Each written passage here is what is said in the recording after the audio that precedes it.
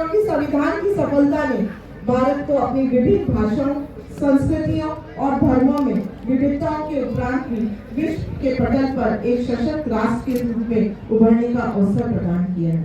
गणतंत्र दिवस केवल एक राष्ट्रीय पर्व ही नहीं है, बल्कि हर नागरिक के भीतर देशभक्ति, जिम्मेदारी व एकता का भाव जागृत करने की कोशिश करने का दिवस है।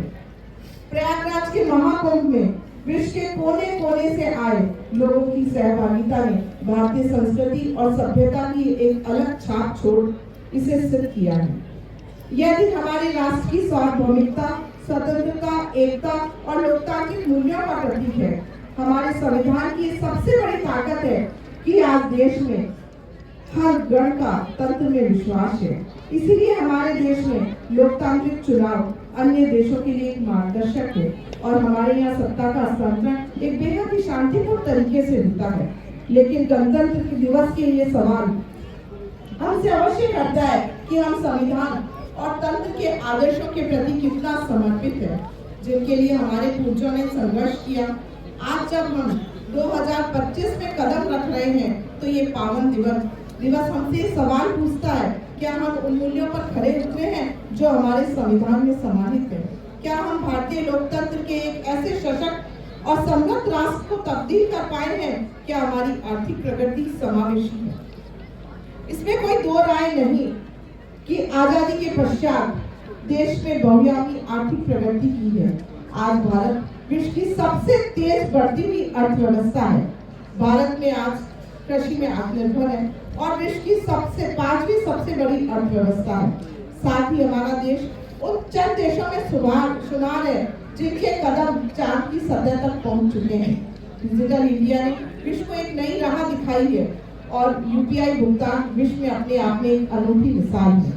स्पेंडेक्स मिशन की सफलता ने अंतरिक्ष में एक नई कहानी लिखी है। रक्षा क्षेत्र में भारत एक निर्यातक देश के रूप में उभरा है। बीते एक दशक में लगभग 48 करोड़ लोगों के बैंक खाते खुले हैं। 18,000 गांव और 4,000 घरों में बिजली की उपलब्धता हुई है।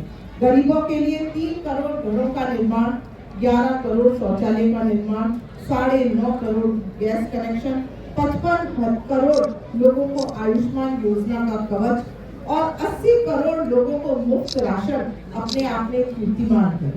मेक इन इंडिया औद्योगिकरण को एक नई दिशा दे रहा है। इन सबसे इतर आर्थिक व सामाजिक क्षेत्र में महिला शक्ति की बढ़ती भागीदारी विश्व में उल्लेखनीय है। वस्तुतः आज देश में राजनीतिक और आर्थिक नीतियों की केंद्रीय धुरी आधी आबादी हुई है।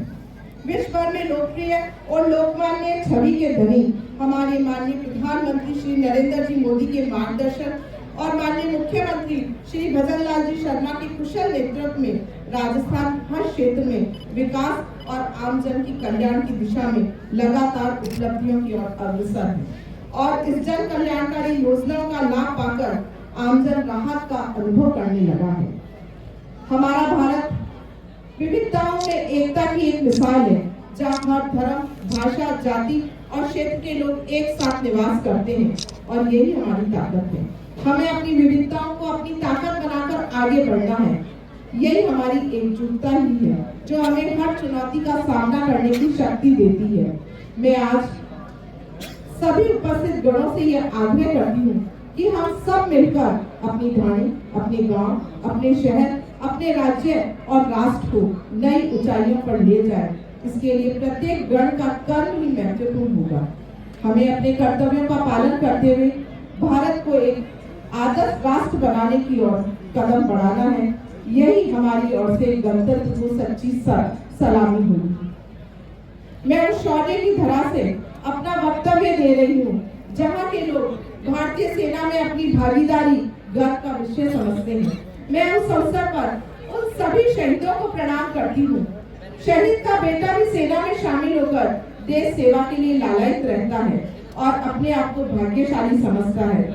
ऐसे सभी परिवारों को जिन्होंने अपने लाडले और लाडलियों को देश की सीमाओं की रक्षा के लिए सेना को समर्पित कर रखा है, मैं उन्हें और उनके अमिट जज्बे को इस अवसर पर नमन करती हूँ। आइए गणतंत्र दिवस के इस दिन हम संकल्प लें कि देश के प्रति अपने कर्तव्यों का पूरी निष्ठा के साथ पालन करेंगे, एकता व अखंडता को बनाए रखने की दिशा में काम करेंगे, अपने अधिकारों के साथ साथ दूसरों के अधिकारों का भी ध्यान रखेंगे। देश के हर नागरिक के सपनों को पूरा करने का समान अवसर मिले, इस प्रकार का राष्ट्र बनाने के प्रति सबकी भागीदारी अहम है। अंत में मैं गणतंत्र दिवस पे आप सभी को पुनः बधाइयां और शुभकामनाएं देते हुए इन 4 लाइनों के साथ में अपनी वाणी को विराम देती हूँ। दे सलामी इस तिरंगे को जिससे तेरी शान है, सर हमेशा ऊंचा रखना इसका जब तक तुझमें जान है। आप सभी को गणतंत्र दिवस की पुनः बहुत बहुत शुभकामनाएं, बहुत बहुत आभार, धन्यवाद। जय हिंद, जय भारत।